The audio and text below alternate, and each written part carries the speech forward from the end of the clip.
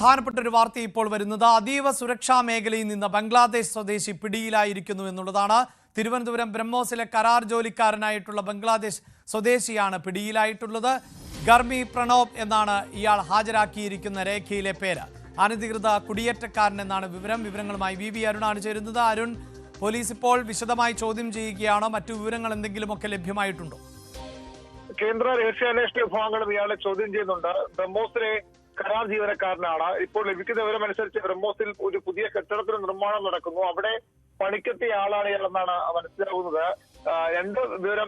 രണ്ട് തരത്തിലുള്ള വിവരങ്ങൾ ലഭിക്കുന്നുണ്ട്. ഒന്ന്, ഇയാൾ ബ്രഹ്മോസിൽ വെച്ച് പിടിയിലായെന്നും മറ്റൊന്ന് ക്യാമ്പുകൾ, ഈ ഇതര സംസ്ഥാന തൊഴിലാളികളുടെ ക്യാമ്പുകളിൽ പരിശോധന നടത്തുമ്പോൾ ഇയാളുടെ രേഖകൾ ലഭിക്കുകയും ബംഗ്ലാദേശിയാണ് എന്ന വിവരത്തിന്റെ അടിസ്ഥാനത്തിൽ കൂടുതൽ പരിശോധിക്കുകയുമായിരുന്നു. ആ പരിശോധനയാണ് ഇയാൾ ബ്രഹ്മോസിൽ ജോലി ചെയ്യുന്നു എന്ന വിവരം ലഭിച്ചിട്ടുള്ളത് എന്നും പറയപ്പെടുന്നു. ATSന്റെ നിർദ്ദേശപ്രകാരം ആണ് ഈ ക്യാമ്പിൽ പരിശോധന നടത്തിയ വിവരം കൂടി പുറത്തു വരുന്നു. പക്ഷേ ഇതുവരെയും ഒരു ഏജൻസി ഇത് കാര്യങ്ങൾ സ്ഥിരീകരിക്കുന്നില്ല. ഏതായാലും ബംഗ്ലാദേശി സ്വദേശി ബ്രഹ്മോസിൽ കരാർ അടിസ്ഥാനത്തിൽ ജോലി ചെയ്യുന്ന ആളാണ്. ഈ വിവരങ്ങൾ കൃത്യമാണ്. ഇയാളെ കസ്റ്റഡിയിലെടുത്തത് ബ്രഹ്മോസിൽ വെച്ചാണോ അല്ലെങ്കിൽ ഈ ക്യാമ്പസിന് പുറത്ത് ഇയാളുടെ ക്യാമ്പിൽ വെച്ചാണോ എന്ന കാര്യത്തിൽ വ്യക്തം വരേണ്ടിയിരിക്കുന്നത്. ഏതാണ്ട് 1.5 വർഷം മുമ്പ് ഇയാൾ കേരളത്തിൽ എത്തിയതായാണ് വിവരം.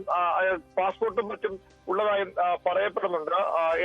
ഏതായാലും അതീവ ഗൗരവത്തോട് തന്നെയാണ് ഇപ്പോൾ അന്വേഷണങ്ങളിൽ കാര്യം കാണുന്നത്. കാരണം ഇയാൾ ബംഗ്ലാദേശിയാണ് എന്നുള്ളതാണ്. എങ്ങനെയാണ് ബ്രഹ്മോസ് പോലൊരു സ്ഥാപനത്തിൽ ഇയാൾക്ക് വ്യാജ രേഖകൾ ഹാജരാക്കി ഇയാൾക്ക് എങ്ങനെ ജോലിയിൽ പ്രവേശിക്കാൻ കഴിഞ്ഞു എന്ന ചോദ്യമാണ് ഇപ്പോൾ അന്വേഷണ ഏജൻസികളെ കുഴയ്ക്കുന്നത്. അതുകൊണ്ട് തന്നെയാണ് വളരെ ഗൗരവത്തോടുകൂടിയുള്ള അന്വേഷണം ആരംഭിച്ചിട്ടുള്ളത്.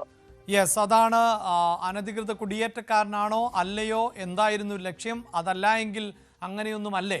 ഇതിലൊക്കെ കൂടുതൽ വ്യക്തത കൈവരേണ്ടതുണ്ട്. അതിനായുള്ള വിശദമായ ചോദ്യം ചെയ്യൽ തുടരുകയാണ്. അതേസമയം ജമ്മു കാശ്മീരിലെ നൌഷേരയിൽ നുഴഞ്ഞുകയറ്റ ശ്രമം സുരക്ഷാ സേന തകർത്തു.